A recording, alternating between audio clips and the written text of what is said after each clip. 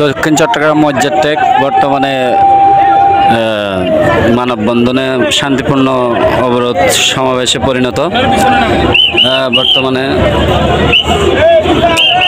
Union ব্যাংকের কর্মকর্তা চট্টগ্রামে একযোগে 262 জন কর্মকর্তাকে অবৈধভাবে কর্মচ্যুত করার প্রতিবাদে মানববন্ধন ও প্রতিবাদ সমাবেশ চলতেছে।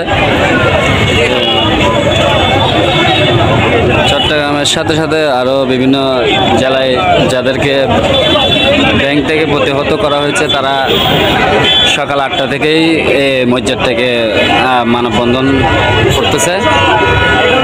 তাদের বক্তব্য হচ্ছে নিশ্চিত চাকরি ফিরিয়ে দেওয়ার জন্য ব্যবস্থা করতে হবে এবং তত্ত্বাবধায়ক সরকারের কাছে তাদের ইসলামী ব্যাংকের স্বৈরাচারী মানবে না এবং চট্টগ্রামের সাথে বৈষম্যমূলক আনোয়ারা লোহাগাড়া বোয়ালখালী থেকে বিভিন্ন জেলা থেকে আগত অনেক এই আন্দোলন করতেছেন সকাল 8টা থেকেই। এর সাথে সাথে আমাদের চট্টগ্রাম দক্ষিণ জেলায় এই হাইওয়ে রুটে আপনাদের রাস্তাও ব্লক ছিল প্রায় সকাল 8টা থেকে।